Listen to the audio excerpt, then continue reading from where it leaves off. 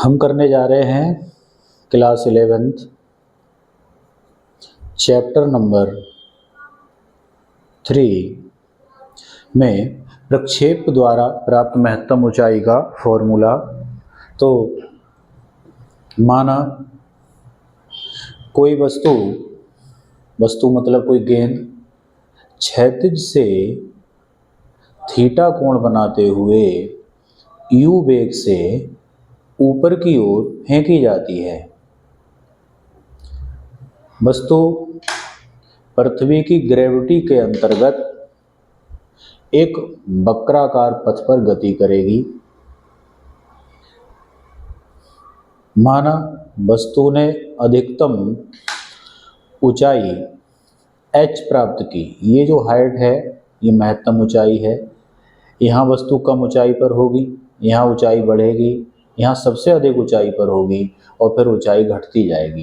अंत में वस्तु जमीन पर आकर गिर जाएगी। तो हमको ये महत्तम ऊंचाई निकालनी है जो बीच में दिखाई है। जो प्रक्षेपण बिंदु है जहाँ से वस्तु को फेंका गया है वो बिंदु है O, हाईएस्ट पॉइंट ये है P और जहाँ वस्तु गिरी है वो पॉइंट है Q। अब हम इस बात पर विचार करेंगे कि गेंद को किस वेग ने ऊपर उठाया और किस वेग ने आगे बढ़ाया। तो यहाँ U को दो कंपोनेंट में ब्रेक कर रहे हैं, तोड़ रहे हैं। U का इस दिशा में जो घटक आएगा U cos थीटा आएगा और इस दिशा में जो घटक आएगा वो U sin थीटा आएगा। ये कहलाएगा ऊर्ध्वाधर घटक, ये कहलाएगा क्षैतिज घटक। तो गेंद को आगे ले जाने का कार्य U cos थीटा करेगा तथा गेंद को ऊपर उठाने का कार्य U sin थीटा करेगा। लेकिन अर्थ की जो ग्रेविटी है वो नीचे की ओर कार्य कर रही है, U sin थीटा ऊपर की ओर कार्य कर रहा है, जिसके कारण ग्रेविटी ने U sin थीटा की वैल्यू को कम कर दिया। तो यहाँ से ये वेक्टर कुछ छोटा है, यहाँ जाकर U sin थीटा और कम हो गया, यहाँ जाकर U sin थीटा की वैल्यू 0 हो गई और फिर गेंद ऊपर जाना बंद कर देगी, गेंद नीचे को गिरने लगेगी। तो शुरू करते हैं इसका महत्तम ऊंचाई का फॉर्मूला। हम जानते हैं गति का थर्ड समीकरण ये होता है v² equal to u² minus 2gh। h height पर ले जाने का कार्य, ऊपर ले जाने का कार्य U sin थीटा ने किया है, इसलिए U sin थीटा को इसमें U की जगह पर यूज करेंगे। V की वैल्यू ये लगाई जाएगी 0, तो V का मान 0 का स्क्वायर, U के स्थान पर U sin थीटा का स्क्वायर माइनस 2gh। माइनस का 2gh इधर आएगा LHS में तो हो जाएगा प्लस का 2gh equal to U² sin² theta. H equal to U² sin² theta और 2g अपॉन में आ जाएगा। तो ये महत्तम ऊंचाई का सूत्र प्राप्त हुआ। इससे हम किसी प्रक्षेप की महत्तम ऊंचाई ज्ञात कर सकते हैं। जैसे किसी गेंद को फेंका तो वो कितनी हाइट तक जाएगी। किसी भाला फेंक के जो खिलाड़ी होते हैं जैसे नीरज चोपड़ा, तो भाला फेंक का जो खिलाड़ी है वो भाले को कुछ निश्चित कोण पर फेंक रहा है तो भाला कितनी ऊंचाई तक जाएगा, इसको हम इस फॉर्मूले से निकाल सकेंगे। इसमें एक केस लगता है, कंडीशन,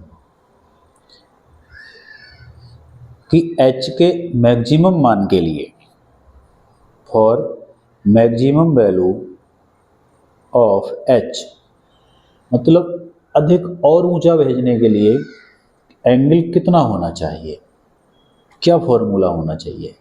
तो इसके मान के अधिक करने के लिए साइन की अधिकतम वैल्यू रखेंगे। साइन की अधिकतम वैल्यू होती है 1,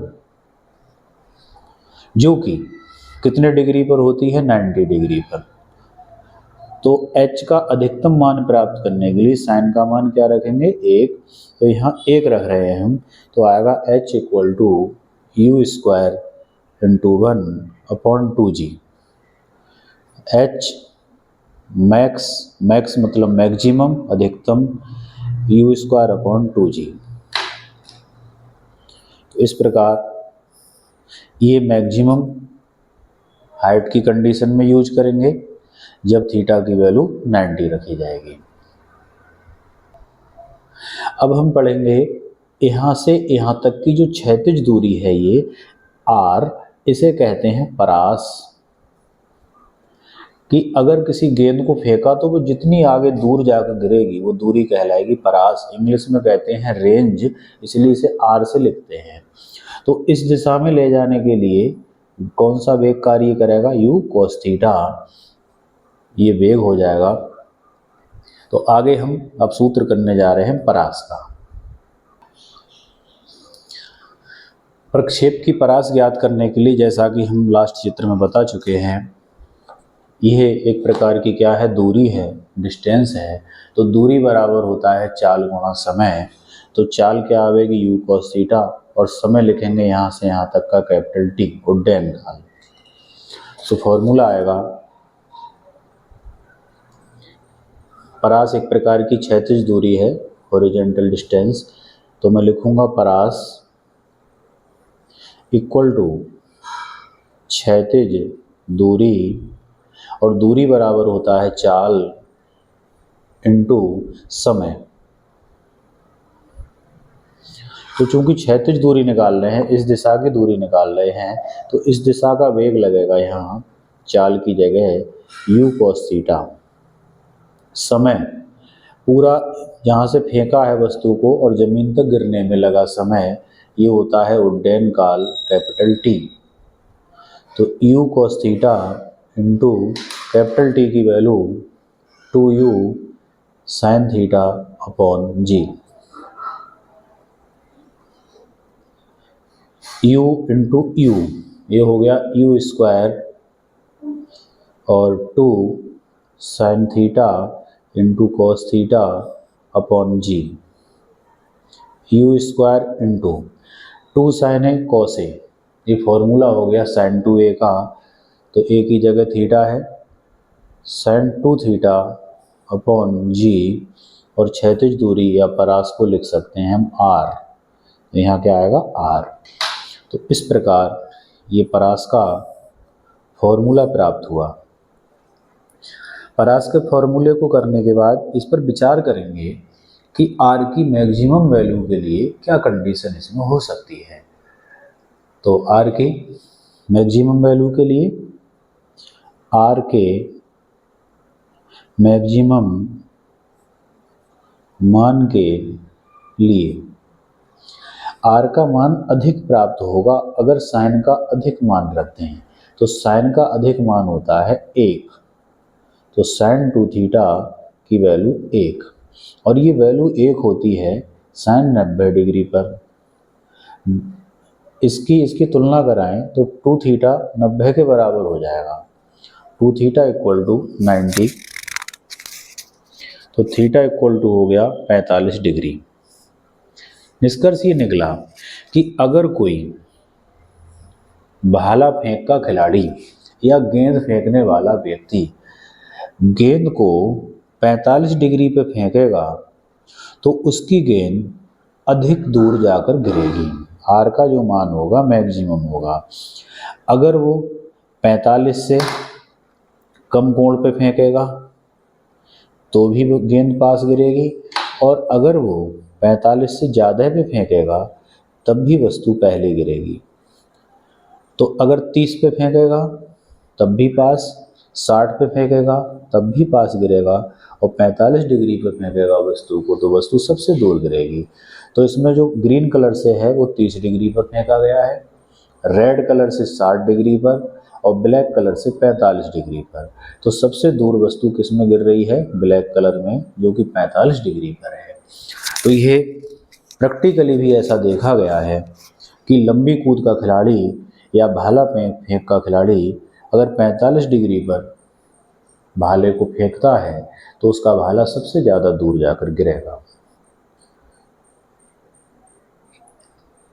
इस स्थिति में आर का फॉर्मूला क्या हो जाएगा, R max equal to, R max लिखेंगे तो इसकी जगह 1 रख देंगे तो क्या बचेगा, you square into 1/g, you square into 1/g। तो ये हो जाएगा आर मैक्स, मैक्सिमम अधिकतम मान, यू स्क्वायर अपॉन जी। तो इस प्रकार ये मैक्सिमम परास का संबंध आ गया। ये परीक्षाओं की दृष्टि से इम्पोर्टेंट है, एग्जामिनेशन में पूछ लिए जाते हैं। अब हम कर रहे हैं प्रक्षेप का उड्डयन काल, जिसका हमने अभी यूज किया था कैपिटल टी की वैल्यू का। तो ये उड्डयन काल क्या होता है, उड्डयन काल फ्लाइट टाइम इंग्लिश में कहते हैं। अगर हमने किसी गेंद को ऊपर की ओर फेंका तो गेंद फेंकने के बाद जमीन पर 5 मिनट में गिरती है। तो जितना टाइम गेंद हवा में लेगी, जितनी देर हवा में रहेगी, उसे कहेंगे उड्डयन काल।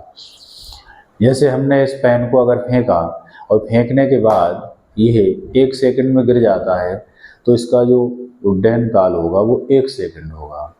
मतलब वस्तु फेंकने के बाद जितनी देर में जमीन पर गिरती है जाकर, उस टाइम को कहते हैं उड्डयन काल। जैसे वस्तु यहाँ से अगर फेंकी तो वस्तु ये गई और यहाँ जाकर जमीन पर गिर गई, तो इसको 3 सेकंड लगे, तो ये 3 सेकंड क्या कहलाएगा, उड्डयन काल। तो एक प्रकार का ये टाइम है फेंकने से गिरने तक। हाईएस्ट पॉइंट ये हुआ, जैसा कि डायग्राम हमने लास्ट वीडियो में बनाया था। तो लास्ट वीडियो में जो डायग्राम बनाया था वहाँ से कुछ हम वैल्यू प्राप्त करेंगे। तो वैल्यू है